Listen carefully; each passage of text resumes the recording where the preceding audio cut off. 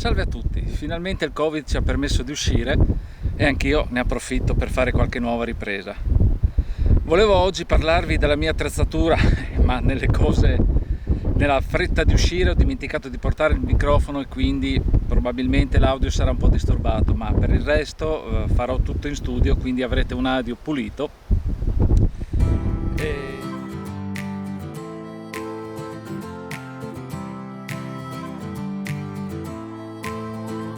Bene, come promesso eccomi dallo studio e con questo nuovo format voglio parlarvi delle mie attrezzature.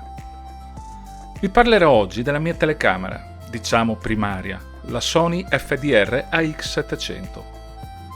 Parlo di telecamera primaria in quanto è quella che utilizzo in modo più assiduo, ma ovviamente ne ho anche altre a seconda della situazione, come ad esempio per i timelapse lunghi, quelli della crescita delle piante per capirci, oppure per le riprese subacquee o la telecamera dei droni e le action cam.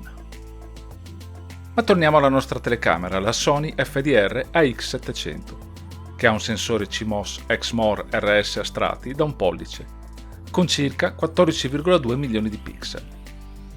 Un obiettivo Zeiss con lunghezza focale 29-348 mm in 16 noni, equiparato a un 35 mm, con uno zoom ottico a 12x, fino ad un massimo digitale, che non uso mai in quanto degrada fortemente l'immagine, di 192x.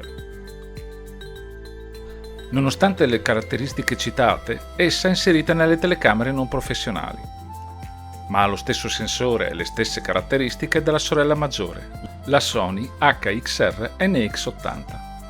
Quest'ultima differisce dalla X700 perché dà la possibilità di effettuare riprese in diretta streaming sulle principali piattaforme online, nonché ha un doppio ingresso audio XLR che supporta registrazioni audio in standard professionale. Ma lasciamo stare i tecnicismi e adesso vi spiego perché io ho scelto questa telecamera. Beh, è abbastanza facile a dirsi, a parte l'ottima qualità del sensore ed il peso limitato, infatti pesa poco più di 1 chilo, l'ho scelta per il Super Slow Motion. E che cos'è lo Super Slow Motion? Non è nient'altro che la possibilità di registrare a rallentatore ed è dato dal numero di frame, ossia immagini al secondo, che registriamo.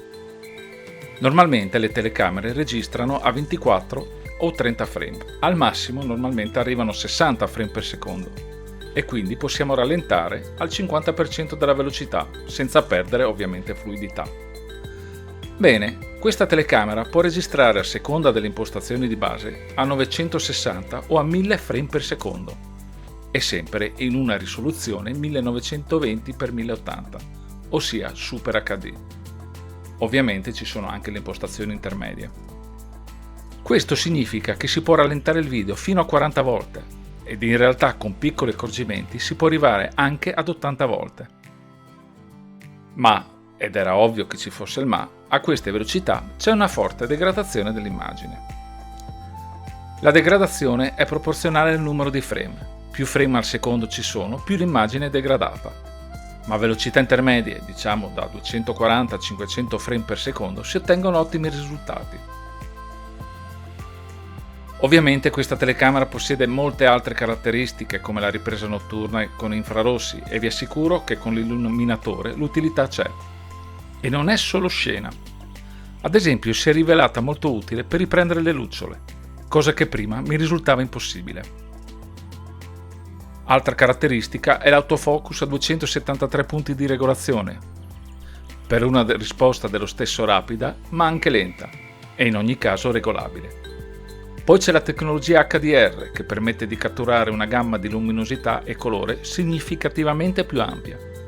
La risoluzione massima è 4K, ma solo a 30 frame per secondo. Altre cose interessanti sono la ghiera per il focus manuale come la macchina fotografica, una doppia scheda SD, uscita per l'HDMI, ingresso audio per poter connettere microfono radio o a filo, ma anche altre cose. Poi, con l'aggiunta di alcune lenti che vedremo in un altro video, si possono ottenere immagini in ipermacro, oppure immagini da lunga distanza. Il prezzo consigliato da Sony è di 2000 euro, in realtà in internet si può trovare a molto meno. È una telecamera che consiglio vivamente, anche per chi fosse alle prime armi.